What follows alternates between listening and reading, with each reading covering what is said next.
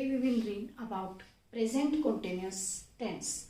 Present continuous tense मतलब present यानी कि वर्तमान, continuous जो अभी भी चल रहा है, in progress में है, not completed. इसमें भी हमने वही फॉर्मूला अपना SVO यानी कि सब्जेक्ट वर्ब एंड ऑब्जेक्ट वाला ही फॉर्मूला इसमें भी अप्लाई होता है. और आयु देवी प्लस प्लूरल और ही सी इट प्लस सिंगुलर, ये मैंने अपने फर्स्ट वीडियोस में भी बताया था कि ये मेनली हमें ये चीज़ ध्यान रखनी है, याद कर लेनी है. इसमें हमने एक वर्ब के अलावा हेल्पिंग वर्ब भी यूज होती है और हेल्पिंग वर्ब इसमें इज एम आर यूज होगी. और इसकी पहचान क्या है? रहा है, रहे हैं, रही है. यानी कि वो खाना खा रहा है, वो किताब पढ़ रहा है, वो डांस कर रही है. इसमें हमने क्या ऐड करना है? एक तो हेल्पिंग वर्ब ऐड हो जाएगी इजेमार, और आईएनजी वर्ब की फर्स्ट फॉर्म के साथ आईएनजी भी ऐड हो जाएगा कॉन्टिन्यूस टेंस में. तो जो सिंपल टेंस है कॉन्टिन्यूस टेंस का, उसमें हम पहले सब्जेक्ट, फिर हेल्पिंग वर्ब, फिर वर्ब की फर्स्ट फॉर्म, फिर आईएनजी और ऑब्जेक्ट आएगा. और अगर नेगेटिव वाक्य है तो सब्जेक्ट, फिर हेल्पिंग वर्ब यूज करेंगे, फिर नोट लगाएंगे, उसके बाद वर्ब की first form I N G plus object.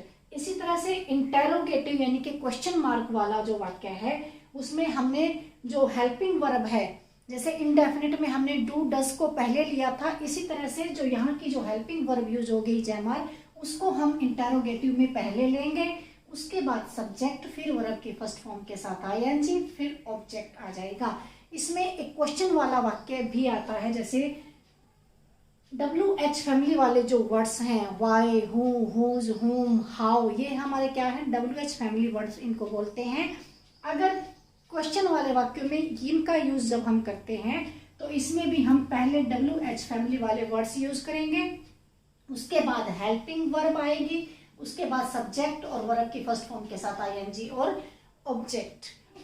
First जैसे कि सब अफर्मेटिव यानी कि सिंपल जो वाक्य है, जैसे Ram is reading a book. अब राम इसमें क्या है? सब्जेक्ट है. इज हमने क्या लगा दी? Helping verb. रीड क्या है? वर्ब की फर्स्ट फॉर्म है, और फर्स्ट फॉर्म के साथ हमने क्या लगा दी? आईएनजी, फिर ऑब्जेक्ट. इसी तरह से, और अब हमने ये देखना है कि इज एम आर जो यूज होगा इसमें हेल्पिंग वर्ब, वो किसके साथ इज आएगा, किसके साथ एम और किसके साथ आर आएगा. ये भी हमने ध्यान रखना है कि एम जो है ओनली आई के साथ आता है, यानी कि जो आई के साथ सिर्फ एम ही हम यूज करेंगे, इज या आर नहीं होगा यूज कभी भी. आर आयु देवी वाला जो फॉर्मूला है, उसमें हमने देखना है कि जो यू देवी है plus plural, you they we, और प्लूरल यानी कि बहुवचन के साथ हमने क्या यूज करना है? आर यूज करना है. ही सी इट यानी कि जो थर्ड पर्सन है, और प्लस सिंगुलर्स जो एक वचन वाले हैं, उनके साथ हमने क्या यूज करना है? इज यूज करना है. तो जो राम है वो राम क्या है? यानी कि थर्ड पर्सन है, ही सी इट वाला है, क्योंकि राम, अगर राम के साथ अगर हम राम के लिए प्रोनाउन यूज करेंगे तो वो ही यूज होगा. तो इसलिए राम क्या है? वो एज ए ही है. तो इसके ये हमारा क्या हो गया? सब्जेक्ट हो गया. तो राम के साथ हमने क्या हेल्पिंग वर्ब यूज कर दी? इज. और ये हमारी वर्ब की फर्स्ट फॉर्म के साथ आईएनजी है, और ये हमारा ऑब्जेक्ट है. और अब इसी तरह से नेगेटिव वाक्यों में हम ये क्या करेंगे? ये हमारा फर्स्ट वाला है. सेकंड क्या है? पहले क्या आ जाएगा? सब्जेक्ट. सब्जेक्ट क्या है हमारा? राम. उसके बाद क्या आएगी? Helping verb. तो राम के साथ हमने क्या हेल्पिंग यूज की? इज. फिर क्या लगाएंगे हम? नॉट.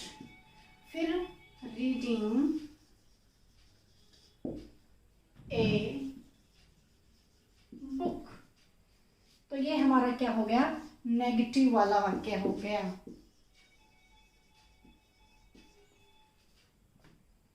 अब हमारा क्वेश्चन वाला वाक्य में हम क्या करेंगे कि जो हेल्पिंग वर्ब है वो उसको हम आगे ले आएंगे.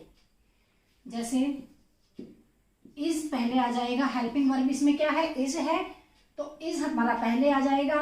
अब उसके बाद क्या आएगा? सब्जेक्ट. सब्जेक्ट क्या है हमारा? राम. उसके बाद क्या आएगा? फर्स्ट फॉर्म वर्ब की फर्स्ट फॉर्म के साथ आईएनजी। इज राम रीडिंग, फिर क्या आएगा object, is Ram reading a book और क्वेश्चन वाला मार्क। अब WH फैमिली में जैसे व्हाट आर यू डूइंग, तो व्हाट क्या है WH फैमिली वाला वर्ड है, आर क्या है हमारी हेल्पिंग वर्ब है, और यू क्या है हमारा सब्जेक्ट है, और डूइंग वर्ब की फर्स्ट फॉर्म के साथ आईएनजी, इसमें ऑब्जेक्ट नहीं है। तो जब WH फैमिली वाला वर्ड आ जाता है उसमें को हम पहले लिखेंगे क्वेश्चन वाले वाक्य में, उसके बाद हेल्पिंग वर्ब, फिर सब्जेक्ट, फिर वर्ब और ऑब्जेक्ट है तो फिर उसके बाद ऑब्जेक्ट। तो इसी तरह से ये 4 तरह के वाक्य हमारे बनते हैं। और अब आगे हम इसके बारे में कुछ और मेन जो हम कीवर्ड्स वगैरह हैं, जैसे अगर वाक्य में still, now, nowadays, at present, at this time, at the moment, nowadays, these days, इस तरह के वर्ड अगर वाक्य में आ जाते हैं तो हमने क्या लगाना है वर्ब की फर्स्ट फॉर्म के साथ आईएनजी यानी कि प्रेजेंट कंटिन्यूअस टेंस का प्रयोग करना है।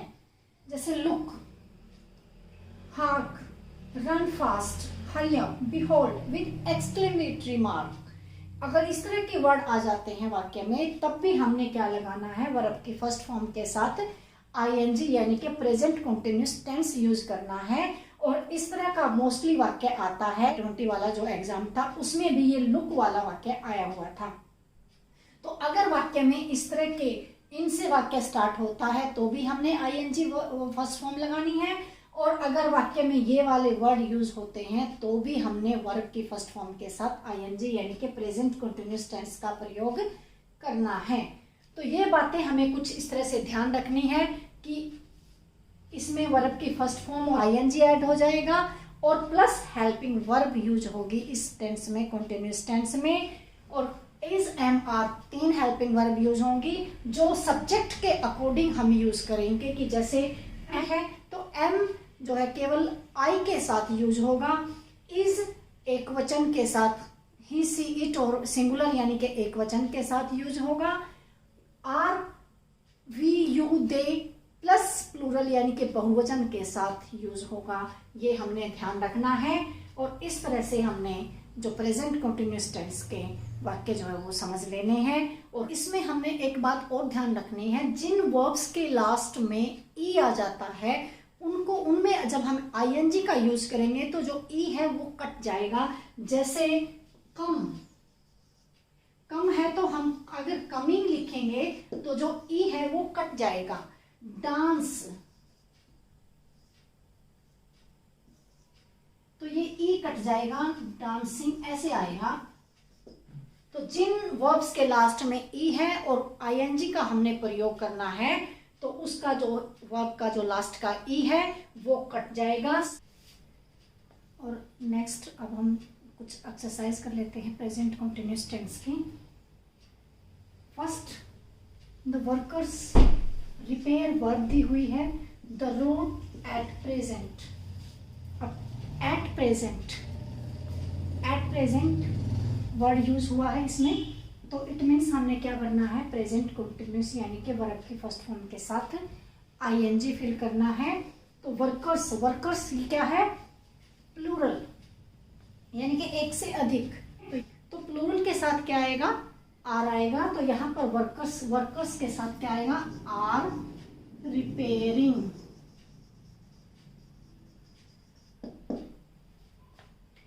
नेक्स्ट है आई यूजुअली। अब प्रेजेंट इंडेफिनिट टेंस में हमने क्या किया था कि जब यूजुअली वर्ड यूज होता है तो हमने कौन सा वर्ब की फर्स्ट फॉर्म का प्रयोग करना है। तो यहाँ पर ड्रिंक वर्ब की फर्स्ट फॉर्म है तो यहाँ पर एज इट इज ड्रिंक आ जाएगा, coffee. But now, now word use आ गया इसमें वाक्य में, तो नाउ, जहां पर नाउ आ जाएगा तो हमने क्या भरना है कंटिन्यूअस टेंस भरना है, is, am, are plus I N G. तो इज ड्रिंकिंग, आई, आई के साथ क्या आएगा हेल्पिंग वर्ब एम, तो आई एम ड्रिंकिंग टी।